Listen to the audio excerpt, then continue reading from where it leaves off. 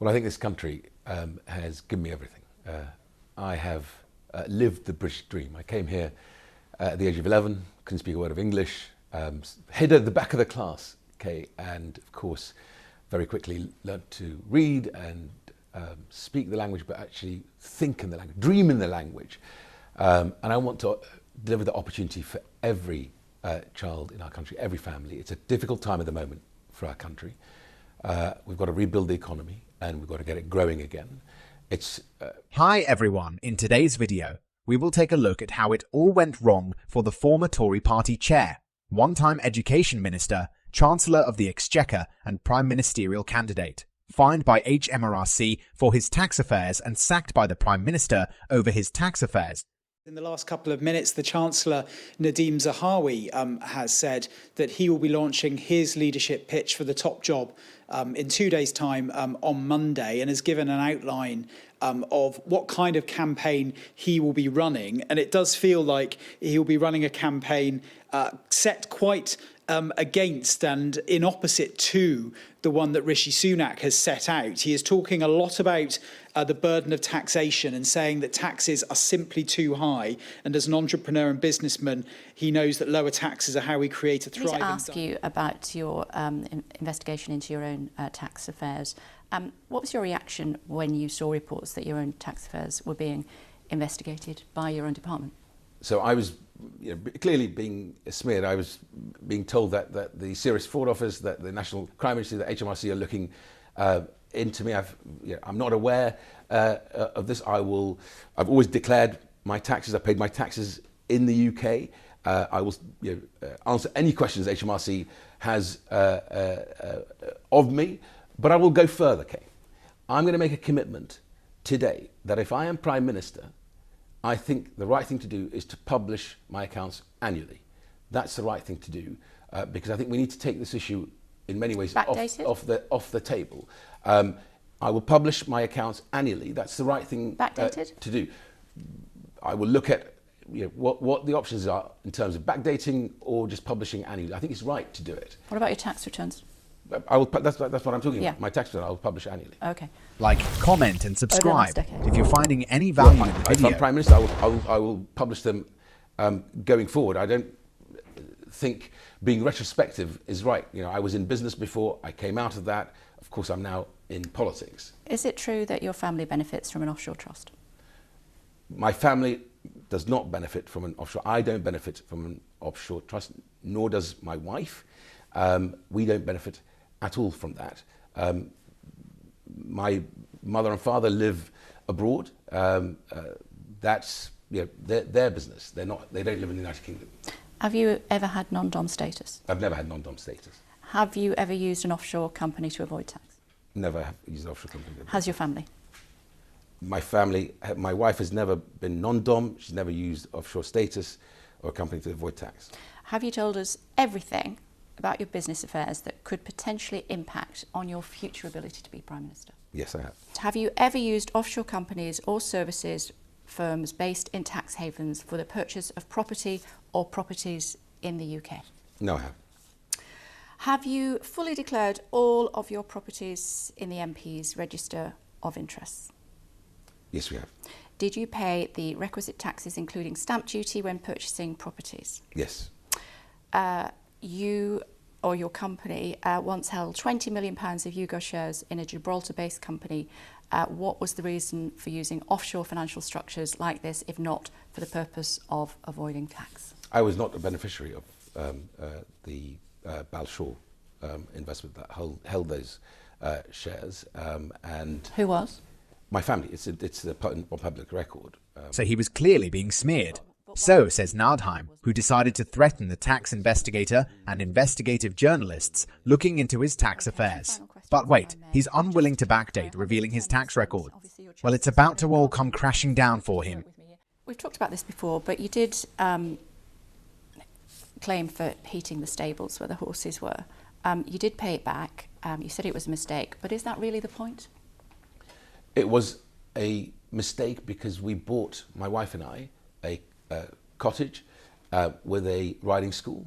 There was an electricity meter in the riding school. There was an electricity meter in the cottage. I was told by the then chief whip that you should claim for your you're allowed to for your basic running costs. It's the right thing to do, even if you don't think you need it. I put in the claim. Genuine mistake, not realizing that actually, although there was 2 meters, it was coming in on a single bill. When it became public, there was an full investigation into this by the parliamentary authorities. They could see it was a genuine mistake, and they agreed with me that it was a complete error, mistake, and of course I apologised and repaid it. Embarrassed? Of course, deeply embarrassing, but it was a genuine mistake. It's much better to sort of, you know. How many genuine mistakes is this guy going to make? Well, we will find out soon. Hello, the British Prime Minister Rishi Sunak has sacked the chairman of his Conservative Party, Nadhim Zahawi. His dismissal comes after an independent investigation of Mr Zahawi's tax affairs. Now, these have been the subject of a growing controversy recently since it emerged that he had to pay a penalty to the tax authorities. The Prime Minister said the investigation made clear that, quote, there has been a serious breach of the ministerial code. Mr Sunak received the report from Sir Lawrie Magnus, the independent advisor on ministers' interests, early this morning. When facts emerged about the position in which Nadhim found himself, the Prime Minister said we need an independent investigation. Sir Lawrie Magnus, who, as you pointed out, is the independent advisor on ministerial standards, on ethics, was asked to look rapidly at the situation. He concluded his report. He wrote to the Prime Minister, I think, early today, and then the Prime Minister, immediately upon receipt of the letter, decided that Nadhim could no longer stay in the Cabinet. But why 7 days ago did Nadhim Zahawi and Rishi Sunak appear to think that it was OK for somebody who had paid a penalty to the taxman while being the boss of the taxman to stay in post?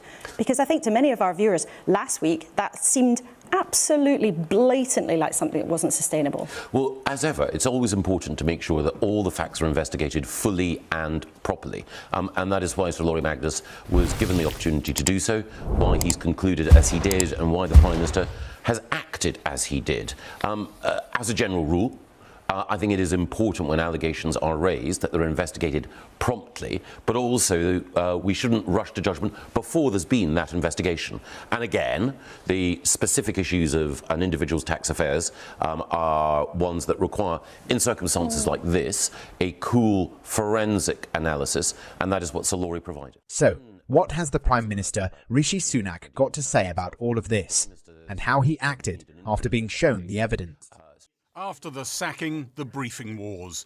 Nadhim Zahawi overnight let it be known he felt wronged by Rishi Sunak.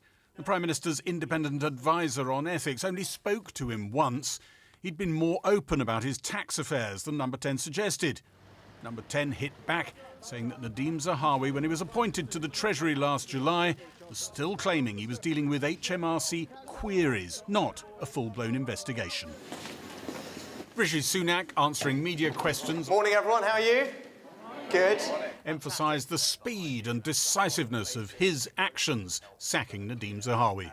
When all these questions started coming to light about Nadhim Zahawi, I asked the independent advisor to get to the bottom of it and to provide me with the facts. And then on the basis of the facts, which he did relatively quickly over the course of last week, I was able to make a very quick decision that it was no longer appropriate for Nadhim Zahawi to continue in government, and that's why he's no longer there. That's what I've done. It relates to things that happened well before I was Prime Minister, so unfortunately I can't change what happened in the past. What you can hold me accountable for is, like, what did you do about it? What I did as soon as I knew about the situation was appoint somebody independent, looked at it, got the advice. How did it all go wrong for Zahawi? Well, this was all down to how he handled his tax affair relating to the company he co-founded YouGov. Let's watch the next clips by the BBC. It was then that he co-founded the polling company YouGov. Now, his co-founder, Stephen Shakespeare, took just over 40% of the shares in the company. Mr. Zahawi, though, took none. But around 40% of shares were allocated to a company called Balshaw Investments, which was based not in the UK, but in the British overseas territory Gibraltar, which has a history as a tax haven. 5 years later, and we'd learn more about this company. The prospectus for a sale of YouGov shares describes Balshaw Investments as being a company beneficially owned by Nadhim Zahawi's parents.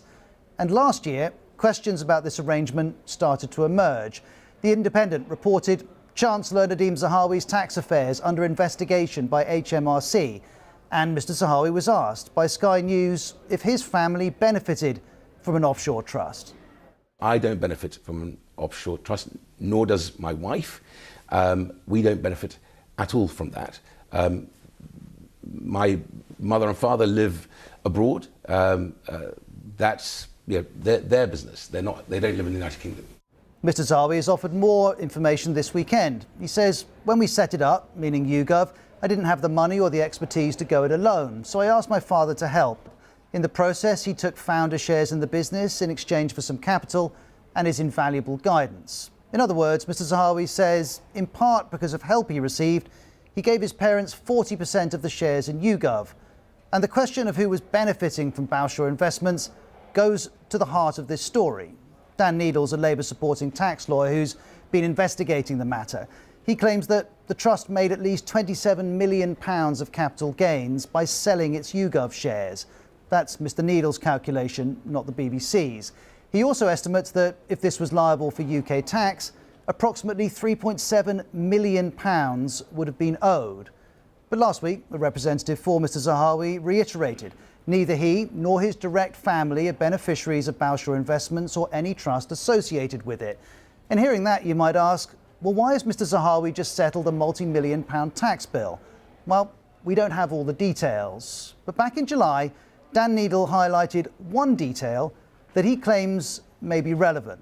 He wrote, a chance company law error means YouGov IPO documents disclosed that a £99,000 dividend from Balshore was redirected to Nadhim Zahawi.